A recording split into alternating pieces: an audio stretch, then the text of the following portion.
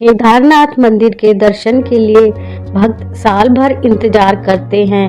केदारनाथ की चढ़ाई को बेहद ही मुश्किल माना जाता है, लेकिन ऐसा कहा जाता है कि जो भोले बाबा के दर्शन करने की ठान लेते हैं भगवान उन्हें दर्शन देकर ही रहते हैं। और इसी बात से जुड़ी है भगवान शिव के एक भक्त की कहानी, जिसके बाद से केदारनाथ धाम को जागृत महादेव कहा जाने लगा। नमस्कार दोस्तों, मधुर सरस चैनल पर आपका स्वागत है।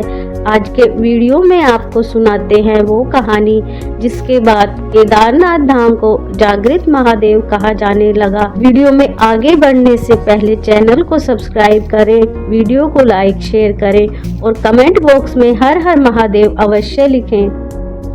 कथा के अनुसार ऐसा कहा जाता है कि एक बार एक शिव भक्त अपने गांव से केदारनाथ धाम की यात्रा पर निकला।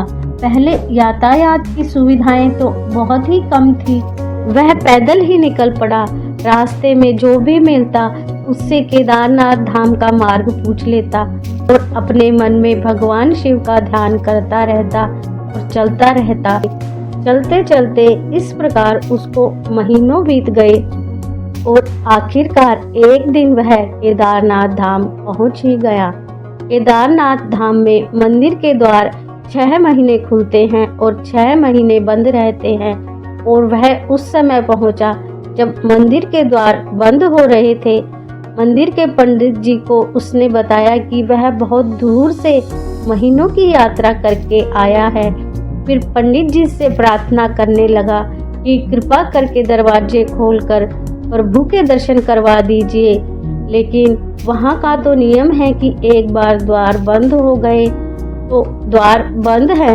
इसके बाद वह बहुत रोया, बार बार भगवान शिव को याद किया कि प्रभु बस एक ही बार दर्शन करा दो। और वह प्रार्थना कर रहा था, सभी से कह रहा था, लेकिन उसकी किसी ने भी नहीं सुनी।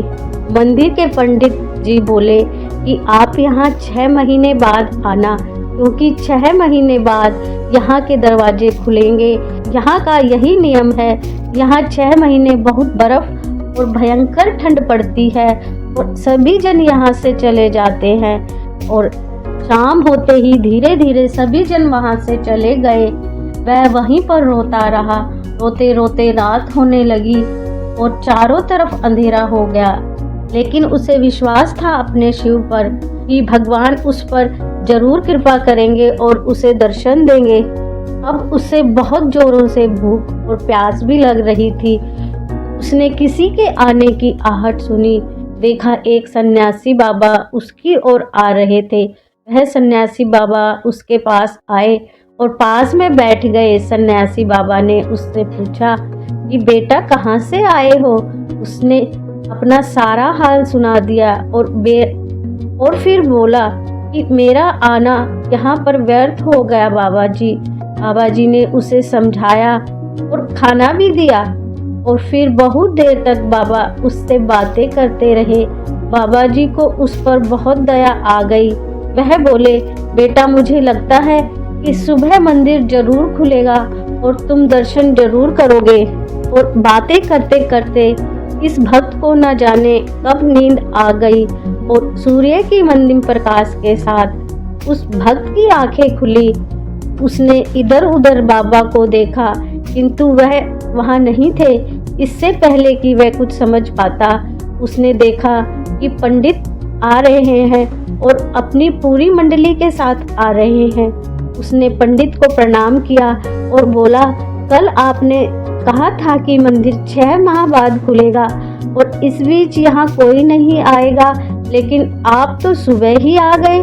पंडित जी ने उसे बहुत गौर के साथ देखा, पहचानने की कोशिश की और फिर पूछा कि तुम वही हो जो मंदिर का द्वार बंद होने पर आए थे, जो मुझसे मिले थे। तुम 6 महीने होते ही वापस आ गए। उस आदमी ने आश्चर्य के साथ कहा, नहीं मैं कहीं नहीं गया। कल ही तो आप मुझसे मिले थे। रात में मैं यहीं पर सो गया, मैं कहीं नहीं गया। पंडित जी के आश्चर्य का ठिकाना नहीं था। उन्होंने कहा, लेकिन मैं तो 6 महीने पहले मंदिर बंद करके गया था और 6 महीने के बाद आया हूँ। और तुम 6 महीने तक यहाँ पर जिंदा कैसे रह सकते हो? पंडित और सारी मंडली हैरान थी। इतनी सर्दी में एक अकेला व्यक्ति कैसे 6 महीने तक जिंदा रह सकता है? तब उस भक्त ने उस सन्यासी बाबा के मिलने और उसके साथ की गई सारी बातें बताई कि एक सन्यासी बाबा आए थे, लंबे थे, बड़ी बड़ी जटाएं थी, एक हाथ में त्रिशूल और एक हाथ में डमरू लिए थे। उन्होंने मृगछाला पहनी हुई थी। पंडित और सब लोग उस भक्त के चरणों में गिर गए। बोले, हमने तो जिंदगी लगा दी किंतु कभी प्रभु के दर्शन ना पा सके। सच्चे भक्त तो तुम ही हो।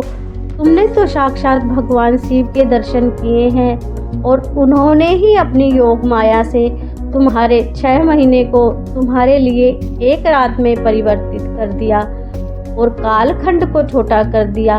और यह सब तुम्हारे पवित्र मन और तुम्हारे विश्वास के कारण ही हुआ है।